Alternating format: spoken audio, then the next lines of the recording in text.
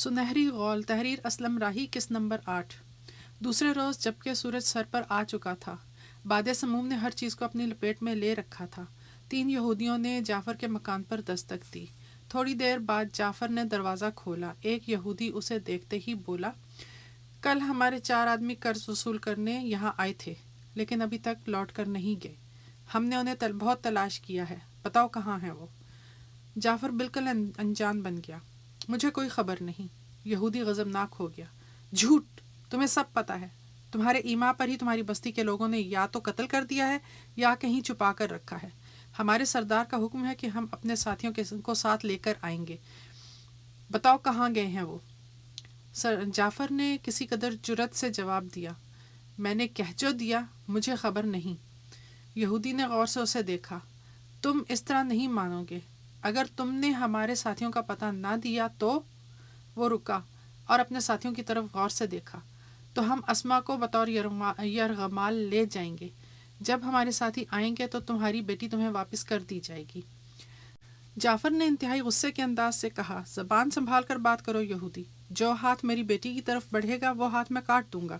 دوبارہ اپنی گندی زبان پر میری بیٹی کا نام لائے تو میرے ایک ہی اشارے پر تم تینوں کی یہاں گردنیں اڑا دی جائیں گی۔ یہودی نے تنزیہ کہا، یہ سب کھوکھلی اور بے معنی باتیں ہیں جن پر ہم بہت کم دھیان دیتے ہیں۔ اسما ابھی سلیمان اور جنید کا کھانا لے کر جاتی ہوئی ہمیں پہاڑ کے دامن میں ملی تھی، اب وہ اس وقت ہی واپس آئے گی جب ہمارے 4 آدمی ہماری بستی میں واپس آ جائیں گے۔ یہودی وہاں سے ہٹے اور اپنے گھوڑے سرپٹ دوڑاتے ہوئے بستی سے باہر نکل گئے۔ جعفر بدحواس ہو گیا۔ یہودی چلے گئے تھے، اچانک اس نے سر کو جھٹکا دیا اور ایک طرف کو بھاگ نکلا۔ گلی میں کھڑے بستی کے چند اور جوان بھی اس کے پیچھے بھاگے۔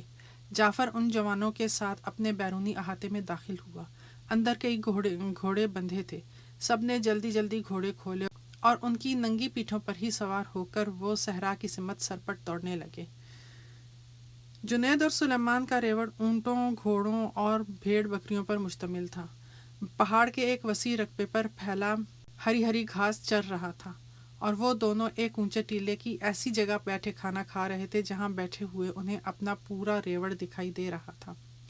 قریب ہی اسما پانی کا مشکیزہ اپنے سامنے رکھے دونوں کو پانی پلاتی جا رہی تھی۔ ان کے بائیں جانب تھوڑی ہی دور سمام اور ہرسمہ جنگل میں لکڑیاں کاٹ رہے تھے۔ ہرسمہ نے اپنا پسینہ پونچھتے ہوئے سمام سے کہا، سمام، سخت پیاس لگی ہے۔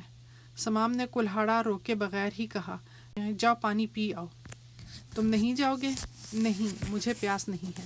ہرسمہ بائیں طرف پہاڑ کے اوپر چشمے سے پانی پینے چلا گیا۔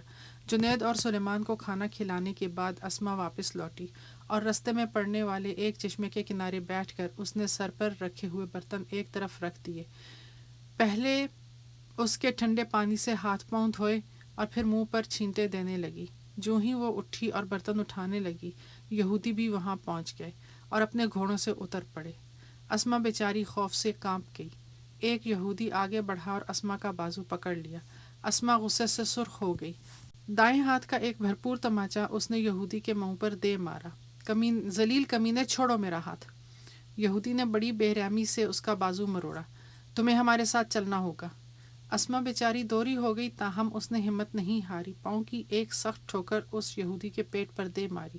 یہودی بے بس ہو کر گر گیا۔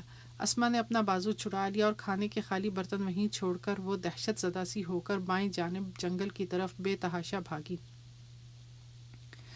القطر کے 2 آدمی قریب ہی لکڑیاں کاٹ رہے تھے۔ انہوں نے جو یہ منظر دیکھا تو اپنی تلواریں سونت لیں اور اسما کی مدد کے لیے یہودیوں کی طرف بھاگے۔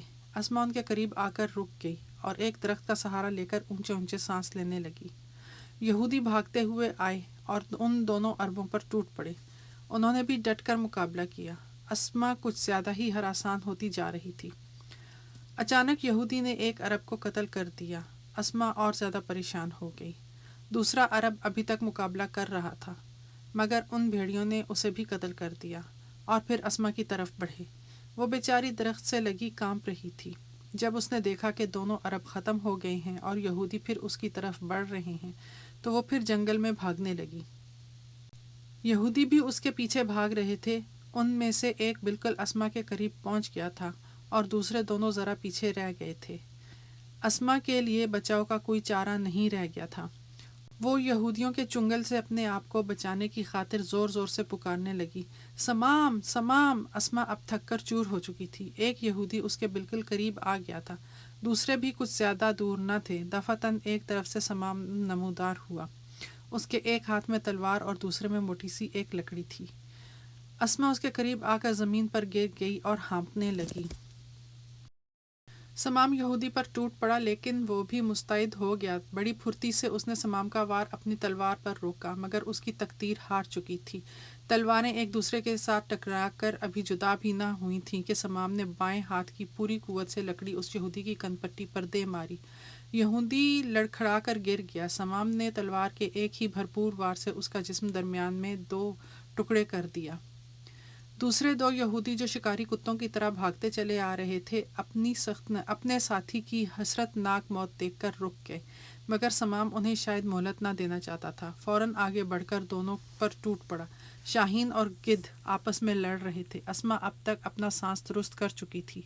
فوراً ہی اس نے کچھ سوچا، مرے ہوئے یہودی کی تلوار اٹھائی اور سمام کی مدد کے لیے آگے بڑھی۔ سمام کو اپنے ساتھ دیکھ کر اب اس کی آنکھوں میں انتقام کا خون اتر آیا تھا۔ سمام نے اسما کو آگے بڑھتے ہوئے دیکھ لیا تھا۔ اس نے اسے منع کر دیا اور وہیں رک جانے کو کہا۔ اسما بیچاری کھڑی ہو گئی۔ سمام بڑی تیزی سے ان پر تلوار اور لکڑی سے وار کر رہا تھا۔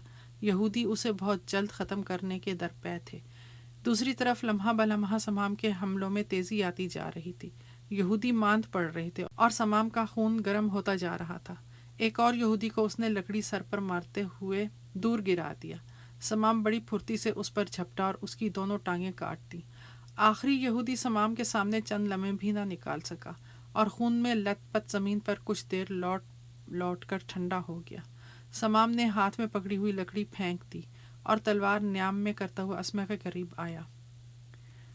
وہ اسے دیکھتے ہوئے مسکرا رہی تھی، بالکل شبنم میں نہائی ہوئی مقدس اور بند کلی کی طرح۔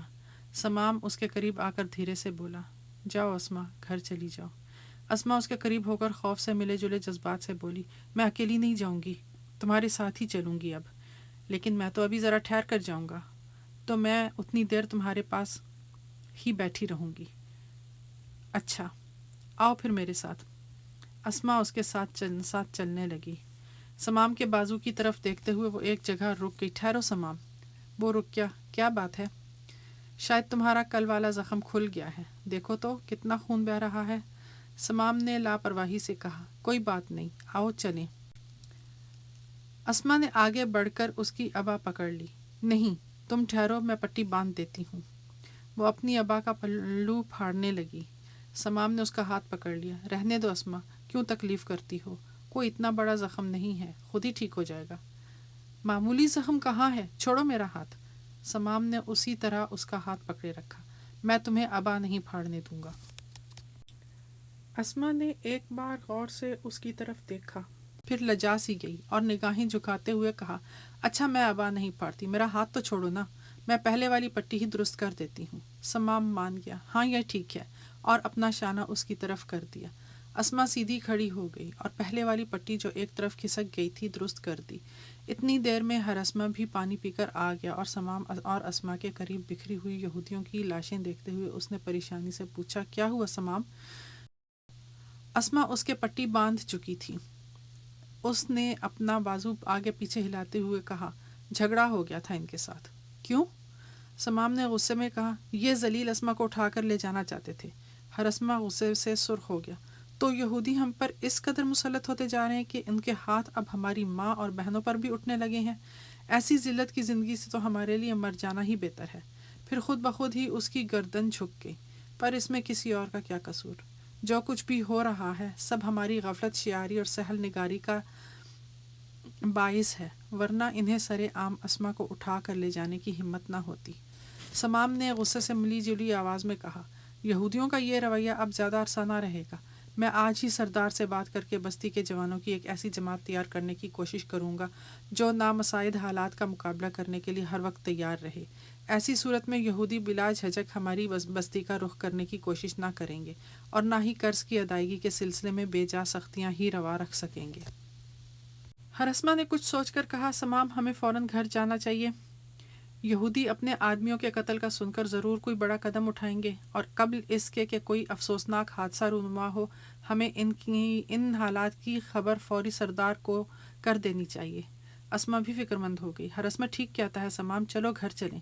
ابھی وہ اسی تذبذب میں ہی کھڑے تھے کہ جعفر اور بستی کے کچھ اور جوان بھی اسما کو ڈھونڈتے وہاں پہنچ گئے۔ ان کے ساتھ ساتھ جنید اور سلیمان بھی بھاگتے ہوئے آ رہے تھے۔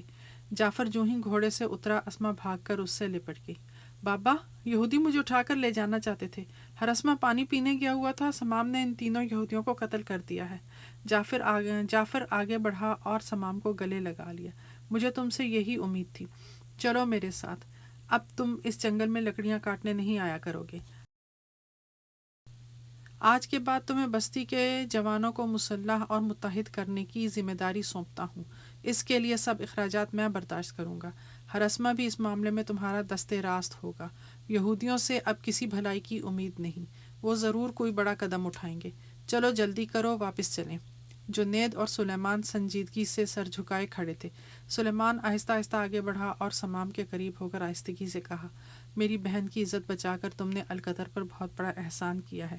کاش میں تم جیسے صحرا نشین کے کسی کام آ سکتا۔ مجھے معلوم نہیں کہ یہودیوں کا اب کیا رویہ ہوگا، تاہم اگر تمہیں کسی مدد کی ضرورت ہوئی تو میرا سر سب سے پہلے حاضر ہوگا۔ میں تم جیسے سرفروش کی مصاحبت میں ہمیشہ فخر محسوس کروں گا۔ جنید بھی آگے بڑھا، گو میں ایک بھیڑیں چرانے والا معمولی چرواہا ہوں، مگر کسی بھی معاملے میں میں تمہیں مایوس نہ کروں گا۔ القطر کے لوگ تمہاری رہنمائی میں متحد ہو کر اگر ایک قوت بن جائیں تو یہ عربوں کی خوش بختی ہوگی۔ جعفر پھر بولا، جلدی کرو سمام، چلیں۔ اسما مسکرا اٹھی، بابا ٹھیک کہتے ہیں سمام، جلدی واپس چلیں۔ سمام نے دھیرے سے کہا، میں اپنا سامان لے لوں پھر چلتے ہیں۔ سمام کے ساتھ سب ادھر ہو لیے جہاں وہ لکڑیاں کاٹ رہا تھا۔